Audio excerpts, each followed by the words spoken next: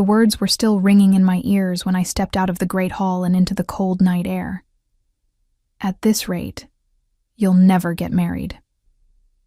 I stood on the stone steps for a long moment, the torchlight flickering behind me, casting long shadows across the frost-covered courtyard. My breath came out in small white clouds. Around me, the territory of Ashenvale stretched in every direction, dark forests pressing against the outer walls like a held breath, the kind of silence that only settles when something important has just been decided without you. I pulled my gray cloak tighter and told myself I wasn't embarrassed. I told myself that the warmth rising up my neck and into my cheeks was just the change in temperature. I told myself that an Omega standing in the middle of the AlphaKing's courtyard with her braid half undone and her dignity somewhere on the floor of the banquet hall was a perfectly normal situation. I almost believed it. My name is Clara. I am 23 years old. I am an Omega in a world that treats Omegas like decorative furniture. And I had just, in front of at least 60 wolves, 2 visiting pack delegates, and the entire High Council, told the most powerful alpha on the continent that he could only have me if he asked nicely. I closed my eyes. I should start from the beginning. Ashenvale was not the kind of place people chose to come to. It was the kind of place they were sent. Nestled between the Greymore Mountains and the Thornfield River, it had always existed at the edge of things, at the edge of maps, at the edge of political conversations, at the edge of relevance. 3 years ago, it had also been at the edge of collapse, before AlphaKing Leander took the Northern Territories by force and reorganized everything under a single rule. I had come to Ashenvale 6 months ago as part of a diplomatic arrangement I had no say in. My home pack, the Silverfen, had negotiated a position for me at the king's estate. A record keeper, they called it. Because my memory for detail was the one thing even the alphas in my pack had never managed to dismiss. I cataloged supply routes, treaty documents, correspondence between packs. I was useful in the way that a very good lamp is useful, present, functional, easily overlooked. The other staff at the estate had treated me kindly enough. Soren, the head steward, a broad-shouldered beta with a permanent crease of worry between his brows, had shown me to my quarters on the first day with the particular gentleness people reserve for small animals they aren't sure will survive the winter. Petra, who managed the kitchens, had immediately decided I needed feeding and had made this her personal mission. And Davy, the youngest of the king's messengers, had attached himself to me with the loyalty of a puppy and the conversational persistence of someone who had been very bored for a very long time. None of them had warned me about the banquet. More specifically, none of them had warned me that the annual bonding ceremony banquet, a tradition in which unmated Omegas were formally presented to visiting alpha delegates as potential matches, would include me. I had found out this morning, when Soren had appeared at my record room door with a formal invitation card and an expression that suggested he was delivering news he personally disagreed with. "You're on the list," he'd said. "I'm on the wrong list," I'd replied. The king approved it himself. I had looked at the card for a long time. Then I had set it carefully on my desk, organized the documents I was working on into their proper stacks, and said very quietly, "I see." What I meant was, this is humiliating and I will not show it. The banquet hall of Ashenvale's main estate was built to impress. High stone arches draped in dark ivy, long tables set with candles that cast everything in amber and shadow, the smell of roasted pine resin and cedar smoke drifting from the fireplaces. Under other circumstances, I might have found it beautiful. Under these circumstances, I found myself standing in a line with 4 other Omegas, all of them looking varying degrees of resigned, while a herald read our names aloud to a room full of delegates who were evaluating us the way you evaluate horses at market. The visiting alphas were from the eastern packs, broad men and women with the kind of easy confidence that comes from never having had to explain themselves to anyone.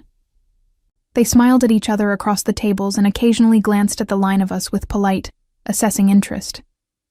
I kept my face completely still, and then Leander walked in. I had seen him before, of course, at a distance, crossing the courtyard, or moving through the estate's corridors with that particular stride that made people step out of his way without him ever asking them to. Up close, in the full weight of the banquet hall's candlelight, he was something else entirely. He was tall in the way that made rooms feel smaller. Dark braids pulled back from his face, ice blue eyes that moved across the hall with the unhurried certainty of someone who has never had to look for exits. He wore leather and fur the way others wore ceremony, and there was a faded scar along his left jaw that somehow made everything else about him more deliberate. He took his seat at the head table without looking at the line of us. I told myself I was relieved. The presentations proceeded. One by one, the herald called names, each Omega stepping forward to be acknowledged by the visiting delegates. There were polite words, practiced smiles, the choreography of tradition moving along exactly as designed. When the herald called my name, I stepped forward, and Leander looked up. It wasn't a long look. It wasn't even a particularly readable one. But it landed on me with the weight of something deliberate, a brief, precise attention, the way you look at something that has interrupted a thought you were already having. Then he looked away. The visiting Alpha to his right, a man named Gareth, broad and fair-haired, and evidently very pleased with himself, leaned toward me with a smile. Clara of Silverfen, a record keeper. He said it the way people say interesting weather when they mean nothing remarkable. Tell me, what does a record keeper do with herself at court? Does she sit in the corner and count things? There was low laughter at the table. I felt the flush climb my throat. And then Leander, without looking up from his wine, said, "At this rate, you'll never get married." The hall went quiet. It wasn't cruel exactly. It was the kind of observation a powerful man makes when he has stopped considering whether it will land. Offhand, half amused, the commentary of someone watching a scene he has no personal stake in. I felt something in my chest go very still. I looked at him. He still wasn't looking at me. He was turning the stem of his goblet between two fingers, and there was the faintest trace of something at the corner of his mouth that might have been a smile. "Only if you ask me," I said. The words came out quiet and even and completely without permission from the rational part of my brain. The silence that followed was a different kind entirely. Leander's hand stilled on the goblet. Slowly, very slowly, those blue eyes lifted and found mine across the table. And for the first time since I had arrived in Ashenvale, the AlphaKing of the Northern Territories was looking at me like I was something he hadn't accounted for. I held his gaze for exactly 3 seconds, then turned and walked out of the banquet hall with every ounce of composure I possessed. Which is how I ended up standing in the cold courtyard, shaking slightly, wondering if I had just made the worst mistake of my life. Behind me, through the thick stone walls, I could hear the hall beginning to murmur again. And somewhere inside that sound, if I listened carefully enough, I thought I could hear something that might have been laughter. His laughter. Low, surprised, and entirely real. I did not sleep well that night. My quarters were small but adequate. A narrow bed, a writing desk, a window that looked out over the eastern wall where the Thornfield River glinted like a ribbon of pewter in the moonlight. I lay on top of the blankets fully dressed for a long time, staring at the ceiling's stone seams, replaying the moment with the mechanical persistence of a mind that refuses to let embarrassing things rest. Only if you ask me. I pressed the back of my hand against my forehead and exhaled slowly. I had not planned that. There was no version of the evening I had imagined in which those words came out of my mouth with that particular steadiness, in that particular silence, in front of that particular audience. The rational part of me, the part that had survived years of being an Omega in a pack that valued Omegas primarily as symbols of cooperative alliance, knew exactly how that kind of remark landed in political spaces. Bold, presumptuous, reckless. The other part of me, the part that had watched Gareth laugh and seen Leander not correct him, thought, "Good." I was awake before dawn. The record room was on the second floor of the estate's administrative wing, a long, low-ceilinged space that smelled permanently of old parchment, ink, and the particular dustiness of things that have been important and then forgotten. I loved it with a fierceness I never admitted aloud. 3 walls of shelving, a wide table in the center, 2 windows overlooking the inner courtyard, and complete, reliable silence. I had barely lit the second lamp when the door opened. I expected Davi, who sometimes brought me tea in the mornings with the enthusiasm of someone delivering treasure. Instead, I got Soren, still wearing his formal steward's coat from the night before, crease between his brows deeper than usual. He closed the door behind him. "You're still employed," he said, which told me everything about how the previous night had been discussed after I left. "I assumed," I said, and went back to unrolling the supply ledger I'd been working on. Soren pulled out the chair across from me and sat heavily. For a long moment he said nothing, just watched me smooth the parchment flat, with the kind of attention I give things when I'm pretending I'm not waiting for someone to speak. "Gareth left this morning," he said finally. "Declined to make any formal bonding inquiries." "What a loss." "Clara." "Soren." I looked up. He was laughing at me. He was being informal. He was laughing at me, and the king joined in, and I said what I said. I'm not apologizing for it. Soren's mouth pressed into a thin line. He had the expression of a man who completely agreed with someone and was professionally prevented from saying so. He drummed his fingers once on the table, then stood. "The king wants to see you this morning," he said. "His study. 9th bell." He left before I could respond. I sat very still for a moment, then carefully, deliberately re-rolled the supply ledger and set it aside. 9th bell. The king's study. I had 2 hours. I spent those 2 hours working, because the alternative was catastrophizing, and I had learned long ago that catastrophizing was simply imagination without discipline. I organized 3 months of northern border correspondence into chronological order. I cross-referenced a livestock census against supply requests from 4 different subpacks. I rewrote 2 labels that had been smudged beyond legibility. When Davy finally appeared, breathless, tea in hand, eyes round with the particular excitement of someone who has been saving news, I let him talk. "Everyone is talking about what you said," he told me, dropping into the visitor's chair with the energy of a much younger person. Davi was 20, beta, with the kind of open face that broadcast every emotion before he decided whether to have it. "Petra says you were incredibly brave. Marin from the East Wing says you were reckless. Old Fen says—" "What does Fen say?" Davy grinned. "He says it's the most interesting thing to happen at a bonding ceremony in 40 years. Old Fen was the estate's senior historian and had the credibility of someone who had witnessed 40 years of bonding ceremonies." I was not sure whether this was reassuring. "What do you think?" I asked. Davi considered this with genuine seriousness, which was one of the things I liked best about him. "I think," he said carefully, "that the king laughed."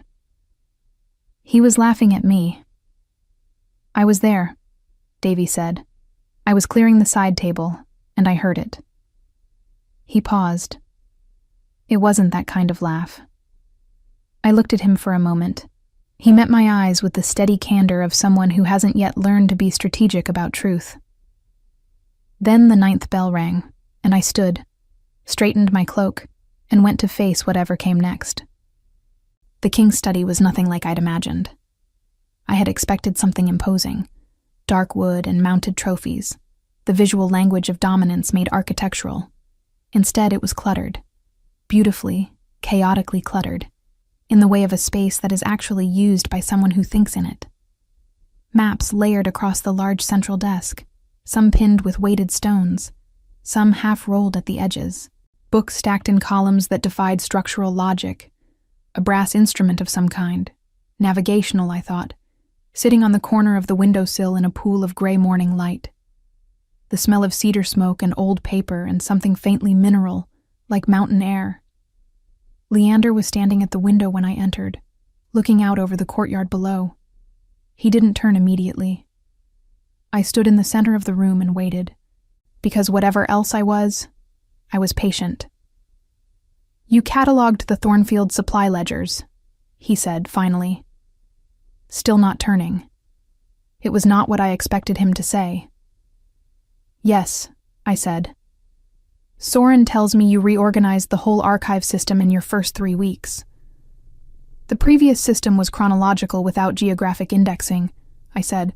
"Cross-referencing was inefficient." Now he turned, up close and in daylight, without the formal weight of the banquet hall around him. He was different. Not smaller exactly, but more specific. The scar along his jaw caught the pale winter light. His eyes were the precise blue of ice over deep water, and they settled on me with the same quality they'd had the night before. An attention that felt like it had traveled some distance to arrive. "You're not afraid of me," he said. It wasn't a question. It also wasn't quite a statement. It sat in the air between us like something he was still deciding the shape of. "I'm appropriately cautious," I said. "I don't think that's the same thing." Something moved at the corner of his mouth. Not quite a smile. A recognition, maybe. Like hearing a word he'd been reaching for. He moved to the desk and leaned against the edge of it, not sitting behind it, I noticed, which would have been the power position. Just leaning, arms crossed, looking at me across the width of the room. "Last night," he said. "Last night," I agreed. "You understand that what you said, in that room, in front of those delegates, was impertinent," I said. "Yes." I was going to say unexpected. The word landed quietly. I kept my expression still, but something in me, some small and guarded thing, shifted almost imperceptibly. "Gareth was laughing at me," I said, because I thought it deserved to be said plainly, here, in a room without an audience. "You let him. And then you made it worse." A pause. Something in his jaw tightened. "I know," he said. I blinked. It was not what I expected. An AlphaKing, particularly one who had reorganized the Northern Territories through force of will and political precision, did not typically know things like that with such unadorned directness. "I was distracted," he added. "That's not an excuse. It was careless." I studied him for a moment, the set of his shoulders, the way his arms were crossed not in the closed posture of defense, but in the held-back posture of someone managing something internal. "All right," I said finally. He looked at me. "All right?" "You acknowledged it. I'm not interested in prolonging discomfort for its own sake." Another of those almost not quite smiles. "Soren said you were practical." "Soren says things like that as a compliment." "It is one." He was quiet for a moment. Then, "I want you to continue working on the archive, but I also want you cross-referencing the border reports with the supply chains. There are discrepancies I can't account for, and I need someone who can hold a large amount of detail in order simultaneously." I processed this. That's not record-keeping. That's analysis. Yes. That's not what I was sent here to do. "I know what you were sent here to do," he said. "I'm telling you what I need done." The blue eyes held mine steadily. "If you're willing."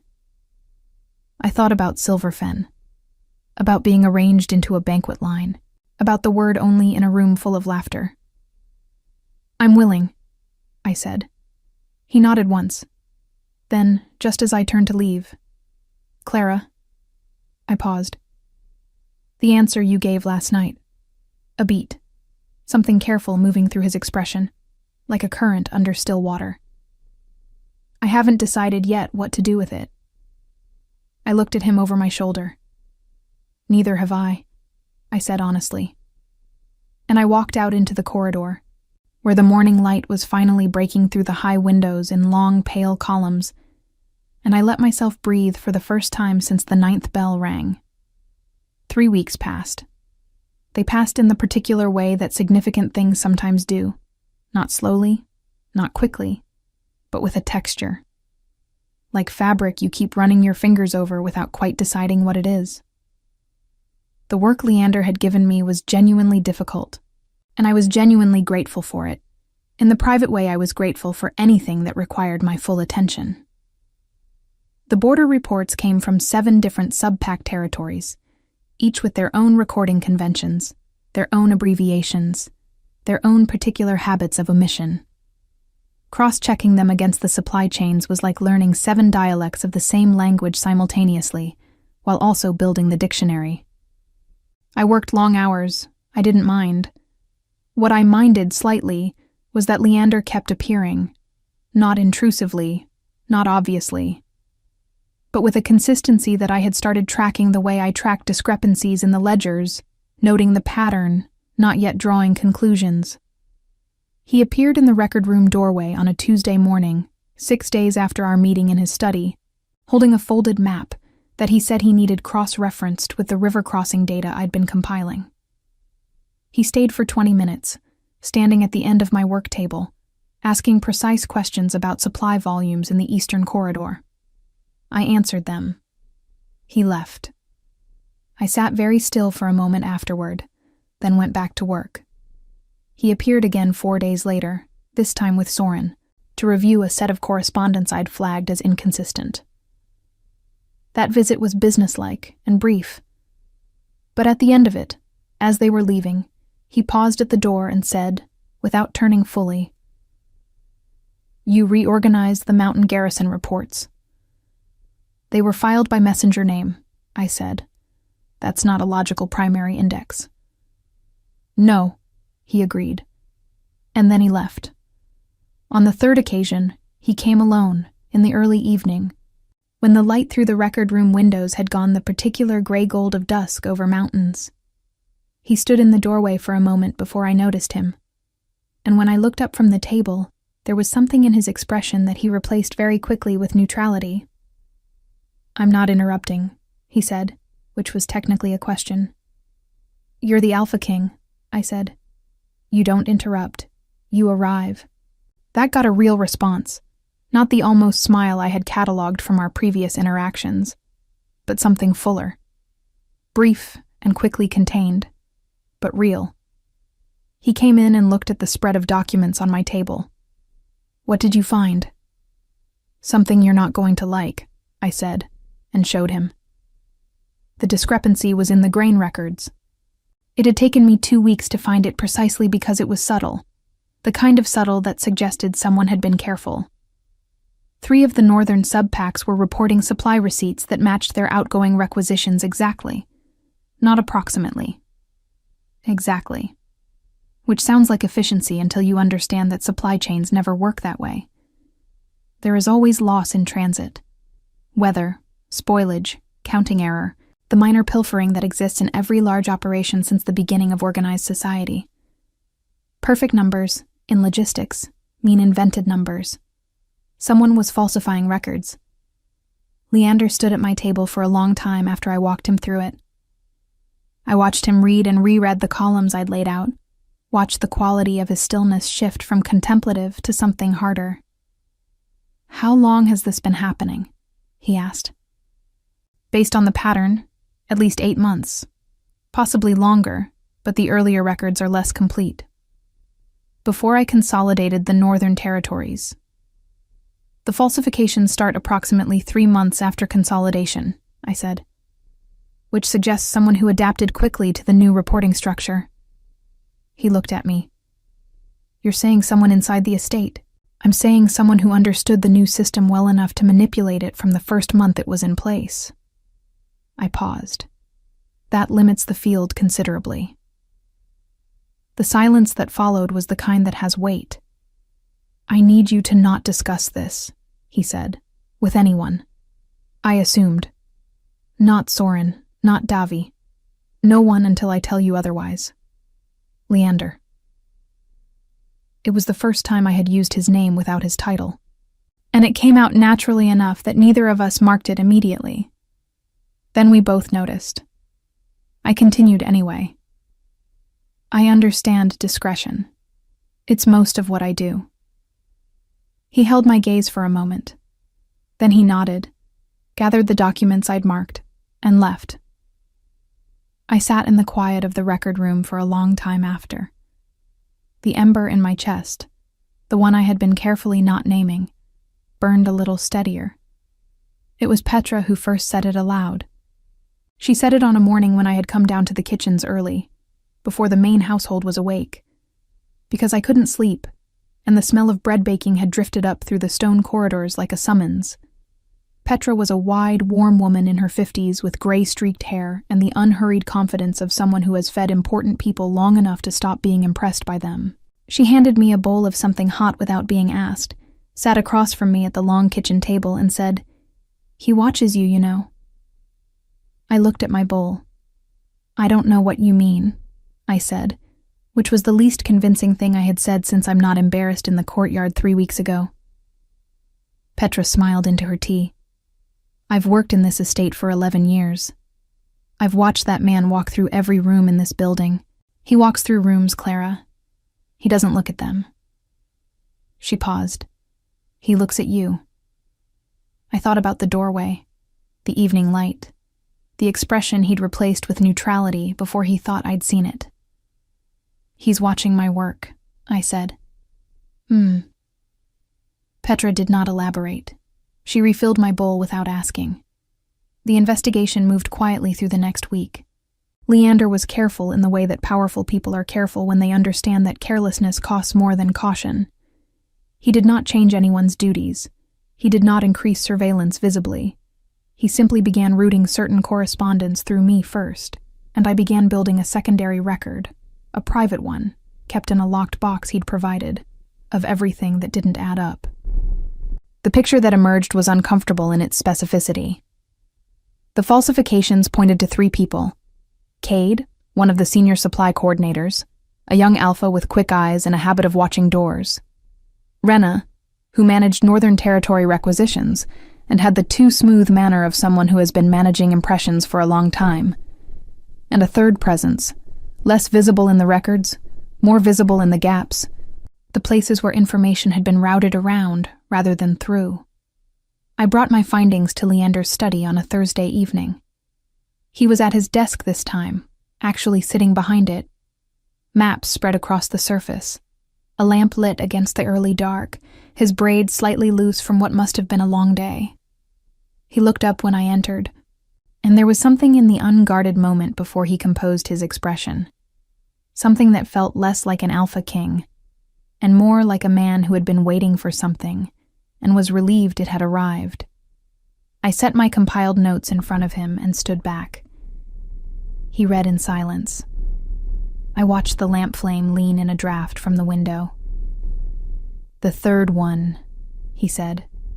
"You can't identify them. No. But whoever they are, they knew the new system before it was formally distributed. That means they saw the consolidation documents early." I paused. "There are only 7 people who received those documents in the first circulation." He looked up. "I'm one of them." "Yes," I said. "And Soren." "And 5 council members." He was quiet for a moment. Then he leaned back in his chair and looked at me with an expression I had not seen on him before.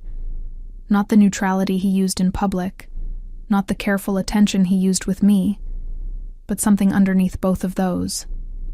Something that looked, briefly, like exhaustion. "I've been running this territory for 3 years, he said quietly. "I've made enemies I expected and enemies I didn't." "I know," I said. "I don't always know who to trust." The words sat between us differently from anything else he'd said to me.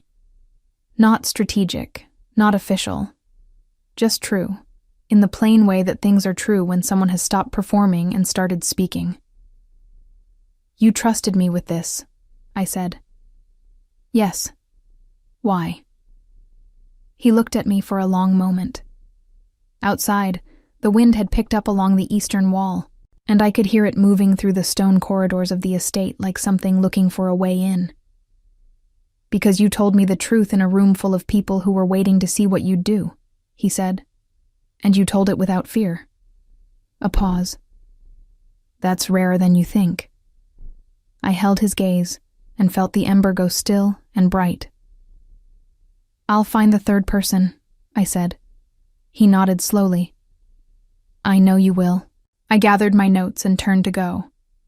At the door, I paused, not for effect, but because the thought arrived before I could stop it. "Leander." He looked up. "Whatever you decide to do when I find them, make sure it's justice, not just power." Something crossed his face that I didn't have a word for yet. Something that looked like it had been waiting a long time to be said to him. "Yes," he said softly. "All right." I went back to my record room in the dark, and I sat at my desk. And for the first time in a very long while, I felt like I was exactly where I was supposed to be. I found the third person on a Sunday. It wasn't dramatic. It rarely is, with things like this. The truth tends to arrive quietly, tucked inside something ordinary, visible only to someone who has been looking in exactly the right direction for long enough.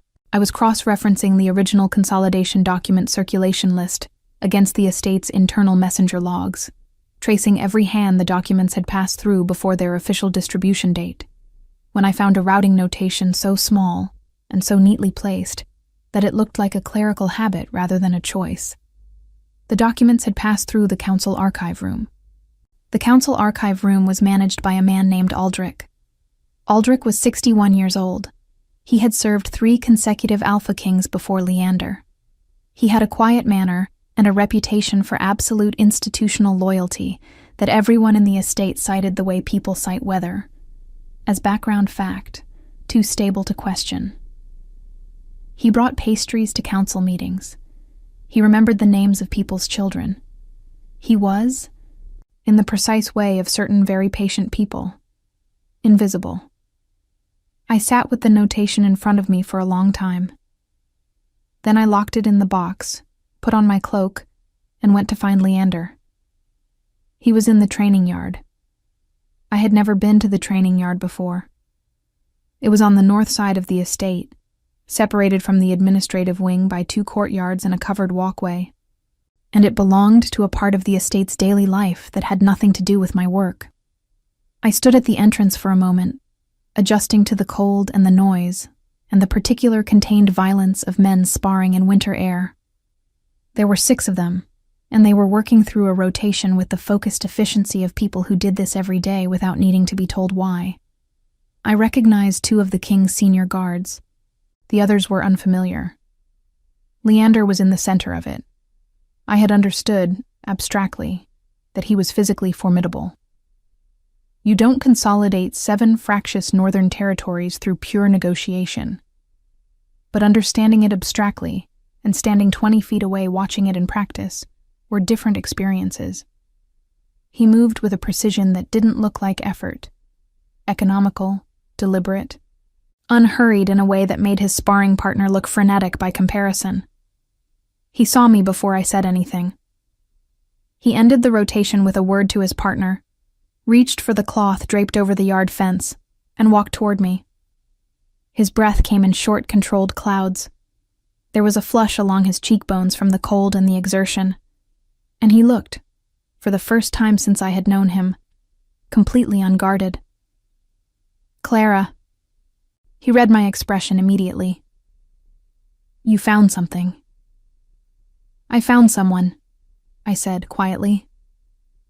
He was still for a moment.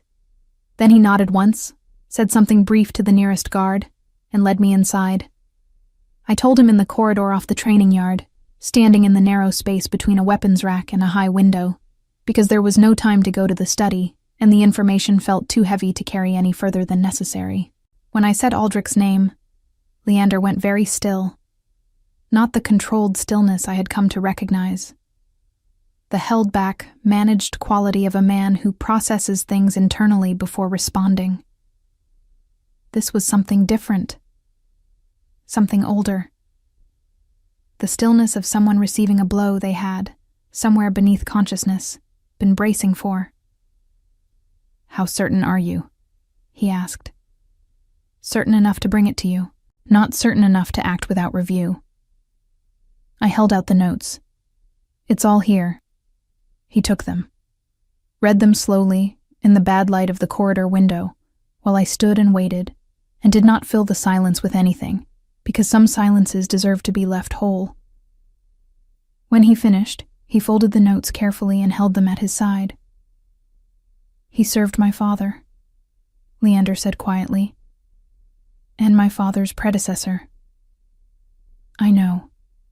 I trusted him with the consolidation documents because he was the one person I thought was genuinely beyond personal interest. Old enough, settled enough." He stopped, jaw tight. "I was wrong. You weren't reckless," I said. "You made a reasonable assessment based on available evidence. The evidence was incomplete." He looked at me. "You're being kind. I'm being accurate. There's a difference, and I think you know it." A pause. "What are you going to do?" He was quiet for a long moment, and I watched something move through him. Not anger, exactly, though I thought that was present underneath. Something more complicated. The particular weight of betrayal by someone you had genuinely believed in. "What you said," he said finally. "Justice, not just power." His eyes found mine. I remember. What followed was careful and quiet, and took 4 days. Leander brought 2 people into his confidence. Soren, whose reaction to Aldrich's name was a long, controlled silence followed by a single, devastated exhale, and a woman named Voss, the estate's senior legal authority, compact and sharp-eyed, and entirely without sentimentality. Together, the 4 of us, because Leander included me without making it a question, built the formal record of evidence that would stand before the council. Those 4 days had a strange quality to them. Urgent and close, the way weather feels before it breaks. We met in the evenings in Leander's study, the 4 of us around the desk while the fire burned low and the wind moved through the stone corridors outside. Soren brought tea nobody drank. Voss asked precise questions and wrote the answers in her small, vertical hand. Leander directed the process with the same unhurried precision I had watched in the training yard. Economical, deliberate, leaving nothing to chance. And me? I organized. I cross-referenced. I found the threads and handed them to the people who knew how to pull them. On the second evening, when Soren and Voss had gone, and it was just the 2 of us in the study with the fire and the accumulated paperwork of 4 months of quiet wrongdoing spread across the desk, Leander said, without preamble, without looking up from the document he was reading, "I owe you an apology." I looked up. "For what specifically?" "The banquet." He set down the document, met my eyes.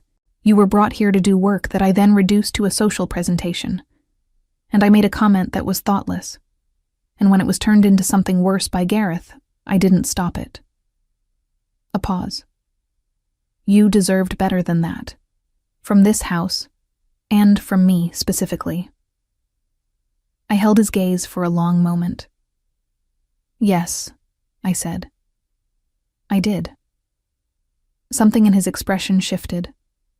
A careful, quiet respect. The kind that arrives when someone accepts accountability without negotiating the terms. "I'm saying it plainly," he said, "without condition. I know. I set down my own work, and I'm accepting it plainly, without condition." The fire crackled. Outside, the first real snow of winter was beginning.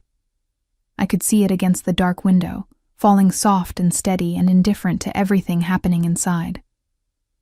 "Can I ask you something?" I said. "Yes." "The banquet comment. The one about marriage." I watched him carefully. "Was it actually thoughtless?" A pause. "No," he said. He said it quietly, looking at the fire rather than me. Not entirely. I waited. I noticed you the moment you stepped into the line, he said. You were the only one who looked like you were somewhere else entirely and fully present at the same time. Like you were observing it from a remove while also living it. He paused. I said something careless because I didn't know what else to do with that. The fire crackled again. I thought about that for a moment. The strange sideways logic of it. The powerful man who handles everything with precision, thrown momentarily off balance by a woman in a gray cloak who refused to look like she needed the room to validate her. That, I said carefully, is the most convoluted way I have ever heard someone admit to being nervous. He looked at me sharply.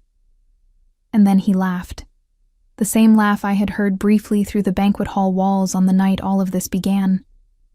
Low, surprised, entirely real, and this time directed at me rather than about me.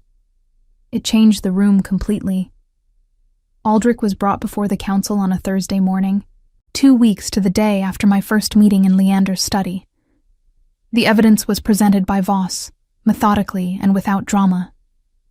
Aldrich listened with the stillness of someone who had known this was coming for longer than anyone else in the room. When the presentation concluded, he looked at Leander across the council table and said quietly, I thought the consolidation was a mistake. I thought the territory would hold better under distributed leadership. I was trying to prevent what I believed was a structural error. You were falsifying records and diverting resources, Leander said. Yes. For 8 months. Yes. Leander was quiet for a moment. You should have come to me. Aldrich's expression shifted, just slightly, just for a moment, into something that looked almost like grief. You remind me of your father, he said. I didn't trust your father either. The room was very still. That, Leander said, is the most honest thing you've said since you walked in. Aldrich was removed from his position. Given the length of his service and his age, Leander chose formal censure and banishment from Ashenvale territory over harsher measures. Voss recorded the ruling. The council acknowledged it. Justice, not just power. As the council filed out, I stood near the back of the room where I had observed the proceedings. Cade and Rena had been dealt with the previous day, reassigned to monitored positions in distant subpacks, their careers effectively over, their futures significantly narrowed. The supply chain falsifications would take months to fully untangle. But the structure was sound, the gaps were identified, and the territory would heal. Leander crossed the room toward me as the last council member left.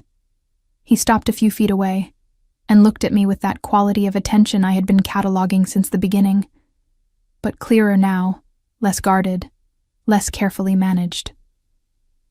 It's done, he said. It's done. I agreed. He was quiet for a moment. Outside the council hall windows, the snow that had started 2 nights ago was still falling, slow and steady, covering the courtyard in white. I want to show you something, he said, if you're willing. He took me to the East Tower. It was the highest accessible point of the estate, reached by a narrow stone staircase that wound upward for what felt like a very long time. At the top, a door opened onto a wide stone platform, open to the sky, looking out over the full sweep of Ashenvale territory, the dark forests, the Thornfield River, the mountain range beyond, all of it muffled now under the fresh white of snow, stretching to every horizon under a sky the color of old pewter. It was extraordinary. I stood at the edge of the platform and felt the cold settle around me like a held breath, and looked out at the territory that this complicated, precise, unexpectedly careful man had built. And I understood for the first time what it must feel like to be responsible for all of it. I come here when things are difficult, he said, standing beside me. Not close, just beside. I can see why, I said. When I was consolidating the Eastern Packs 3 years ago, I spent a week up here. mapping, planning, trying to see the whole thing at once. I looked at him. The wind moved through his braids. The scar along his jaw caught the pale winter light. Did it help? Seeing it whole? He considered this honestly. Yes. And no. You can see the shape of a thing from a distance, but you can't feel its weight until you're inside it. I thought about record rooms and supply ledgers and the way truth hides in the gaps of things. That's what you needed me for, I said slowly. Not just the analysis. You needed someone inside it who could see the shape of it too. He looked at me, and in his expression was something I recognized now.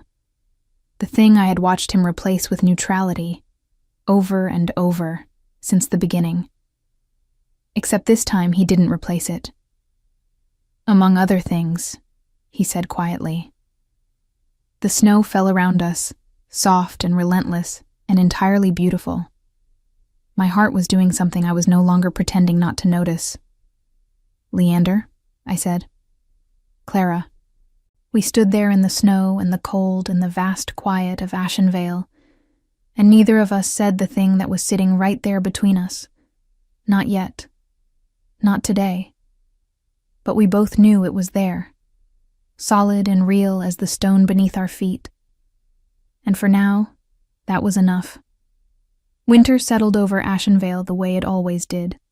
Not suddenly, but with a slow, deliberate certainty that made you realize, one morning, that it had been there for a while already.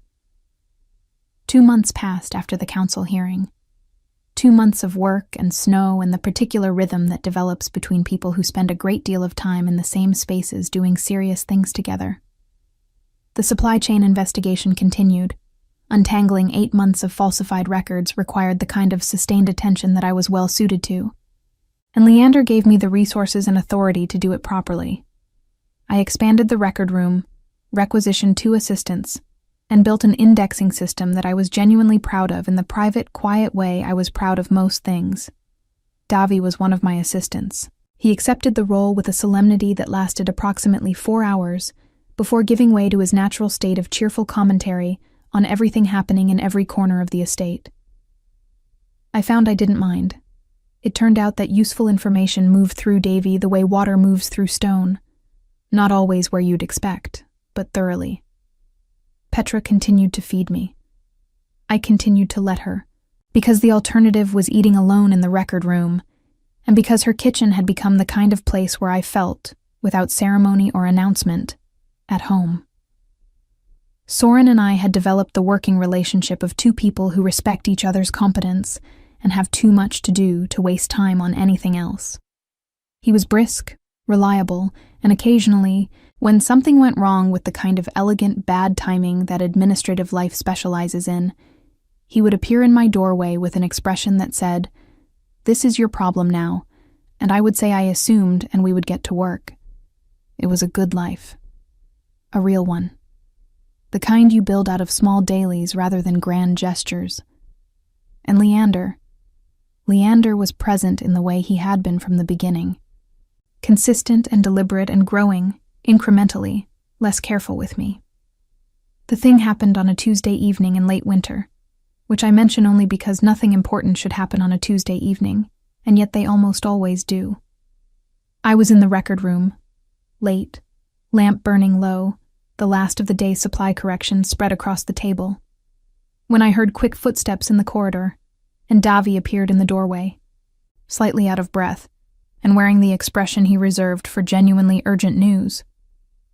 "Delegate from the Southern Reaches," he said. "Arrived an hour ago, unannounced." I looked up. "What kind of delegate?" "The kind with 12 riders and a formal compact seal." He paused. "And a bonding proposal." I set down my pen. "For whom?" Davi met my eyes with the careful steadiness he had borrowed, I suspected, from watching me handle things I didn't like. "For the king," he said. "From Alpha Lady Celine of the Southreach packs. She's here herself." I sat with that information for a moment. "All right," I said. "Clara?" Thank you, Davi. I straightened the documents in front of me, organized them into their proper stacks, and reached for my lamp. Go home. Get some sleep. He lingered. Are you? I'm fine, I said, which was a word I had stopped using carelessly months ago, so when I used it now, it meant something specific. I will be. And in the meantime, I don't need assistance with it. He went. I sat in the darkening record room for a while longer. I was not entitled to feel what I was feeling. Leander had made no promises. We had stood in the snow on the East Tower and said nothing, and I had told myself that was enough, and I had meant it. He was the Alpha King of the Northern Territories, and I was an Omega record keeper from a minor pack who had been sent here as a diplomatic arrangement I'd had no say in. The architecture of our lives had never been designed with anything else in mind. I knew this. I also knew that none of it quite explained away the particular quality of cold that had settled in my chest since Davy said the word bonding proposal. I put on my cloak and went to bed. I did not see Leander for 3 days. This was, in the practical logic of the estate, completely explainable. A formal diplomatic visit required his full attention, meetings with the delegate party, formal dinners, the careful protocol of pack alliance negotiations. Soren was everywhere at once, visibly managing 17 things simultaneously. The estate was in the heightened, slightly pressurized state of a household performing its best version of itself for an audience. I worked. I kept my head down. I cataloged and cross-referenced and organized with the focused efficiency of someone who is using productivity as a very respectable emotional management strategy. On the second evening, Petra brought me supper in the record room, sat across from me, and didn't say anything. She just poured the tea and let the silence be companionable, and I was more grateful for it than I knew how to say. On the third morning, Celine walked through the administrative wing. I saw her through the record room window. She was crossing the inner courtyard below, accompanied by 2 of her riders. She was striking, tall, dark-haired, with the unhurried ease of someone who knows precisely the value of their own entrance. She moved through the courtyard like she was already familiar with it, and she looked up at the estate's main building with an assessing expression that had very little uncertainty in it. I watched her for a moment. Then I went back to my work. Leander appeared in my doorway that afternoon. He looked tired in a way I had not seen before. Not physically, but in the deeper way of someone who has been managing competing pressures for too long without a break. His braids were neat, and his expression was composed, but his eyes, when they found mine, had the quality of a man arriving somewhere he'd been trying to get to for a while. I should have come sooner, he said. You were occupied, I said. It's a diplomatic visit. Clara. I set down my pen and looked at him properly. He came in and closed the door, which he had never done before. He stood in the center of the room, not at the end of my table, not leaning in the doorway, but in the middle of the space, where the lamplight reached him fully, and he looked at me with no neutrality whatsoever. I want to tell you about Celine, he said. You don't have to. I want to. A pause. Her pack is proposing a formal alliance through bonding. It's a strategically sound proposal. It would consolidate the southern corridor and remove 3 ongoing territorial tensions in one arrangement. He stopped. I've been sitting in meetings about it for 3 days. I know, I said quietly. I haven't agreed to it. I was still. I haven't agreed to it, he said again, because every time I sit in those meetings and they discuss the arrangement, I think about a woman who stood in a banquet hall and told the truth in a room full of people who were waiting to see what she'd do. His voice was steady, but there was something underneath it that wasn't. And I think about how she held my gaze across a table without flinching, and how she told me that justice matters more than power, and how she stood next to me in the snow on the East Tower and didn't say the thing we were both thinking, and somehow that silence was the most honest conversation I'd had in years. The record room was very quiet. Outside, The winter light was the particular white-gray of late afternoon, pressing through the windows and lying flat across the table between us. "Leander," I said softly. "I know what I am," he said. "I know the weight of this territory and what it requires. I know that a bonding arrangement for an Alpha King is never entirely personal, and I have never pretended otherwise." He paused. "But I also know that I have been making excuses to come to this room for 2 months, and that the most reliable part of every difficult day has been the knowledge that you were here, and that eventually I would find a reason to stand in this doorway." He looked at me steadily. "I don't want to make excuses anymore." I stood up slowly. He reached into the inner pocket of his coat and set something on the table between us, a small folded piece of paper. I looked at it, then at him. "What is this?" "Open it." I unfolded it. It was a single line in his handwriting, precise and unhurried. "I am asking." I read it twice. Then I looked up, and the expression on his face was the most unguarded thing I had ever seen from him. No neutrality, no management, nothing held back or carefully placed. Just a man asking a real question and waiting, without certainty, for a real answer. "You're asking," I said. "I am," he said, clearly, without condition. I thought about Silverfen, where I had been arranged and presented and overlooked. I thought about a banquet hall and 60 wolves, and the words that had come out of my mouth before I could stop them. I thought about 2 months of lamplit evenings and supply ledgers and East Tower snow and a laugh that had changed the quality of a room. I thought about what I had become in this place. Not the Omega sent as a diplomatic arrangement, but Clara, who reorganized systems that didn't work and found the truth in the gaps of things and told a king that justice mattered and meant it. "Yes," I said. One word. Quiet and complete and entirely certain. Something moved through his expression. Relief and warmth and something older than both. And he closed the distance between us and took my hand. And we stood there in the record room in the white winter light, while Ashenvale went on existing around us in all its complicated, fractious, demanding reality. The formal announcement was made the following week. The council received it with varying degrees of surprise, political calculation, and in Old Fenn's case, visible satisfaction. Celine departed with her delegation 2 days before the announcement. She had learned of Leander's decision privately and had responded with the cool grace of someone who had other options and intended to use them. There was no hostility.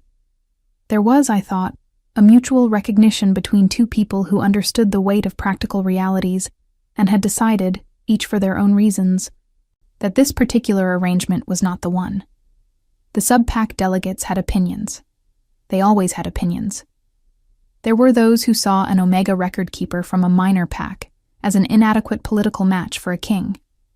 Leander addressed those concerns directly and without apology in 2 council sessions that Soren described to me afterward as efficient. Davy was unreservedly delighted. He told me this with such specific happiness that I felt it was fair to hug him briefly, which surprised him, and then made him beam. Petra cried a little, and immediately began planning a feast. I told her it was too early for a feast, and she told me that it was never too early for a feast, and began planning it anyway. The bonding ceremony was held in the first week of spring. Not in the banquet hall. Leander had chosen the East Tower platform, which was smaller and less formal and made certain counselors quietly uncomfortable, which neither of us minded at all. The sky that morning was the pale, clear blue of early season, and the snow had mostly gone from the courtyard below, though it still clung to the mountain peaks in the distance, white and permanent against the horizon. Soren performed the formal words with his characteristic precision and the slight brightness around his eyes that he would have denied if asked. When it was done, Leander took my face in his hands. Careful, unhurried, entirely deliberate. And the morning light fell across us both, and the territory spread in every direction below, and I felt, for the first time in as long as I could remember, the specific peace of being exactly where I was supposed to be. Not because I had been arranged there, because I had spoken the truth in a room full of people and let it land where it needed to land, and then I had done the work, and then I had waited, and then I had said yes to a man who had learned, somewhere between a banquet hall and a snow-covered tower, to ask. The supply chain records were fully corrected within 6 months. Ashenvale's northern border disputes were resolved through 3 successive negotiated agreements, the framework for which I helped draft. Cade rebuilt something of a career in a distant eastern subpack, which Voss tracked from a distance with the dispassionate thoroughness of someone keeping score. Rena did not. Aldrich lived out his remaining years quietly in a village west of the Greymore Mountains, and Leander sent him a formal letter on the anniversary of each year of his service. A small, precise acknowledgement of what had been real before it went wrong. Davi was promoted to senior messenger, which gave him access to more information, and therefore more things to tell me, which he did with unchanged enthusiasm. Petra's feast was extraordinary. Old Fen wrote it into the estate's formal record as the most interesting bonding arrangement in 43 years, which I felt was an upgrade from 40. Soren, when I thanked him one evening for the particular steadiness he had shown through all of it, looked at me for a moment and said, "You were always going to be all right, you know. I saw it the first day." "What did you see?" I asked. "Someone who was upset," he said plainly, and intended to be useful anyway. Years later, when the East Tower had become a place we went together in the way of all chosen habits, on difficult days, on good ones, on ordinary evenings when the light was doing something worth seeing, I would sometimes think about a girl who had stood in the cold courtyard after a banquet with her dignity on the floor and her braid half undone, and told herself she wasn't embarrassed. She had been, a little. But she had also been right, about almost everything.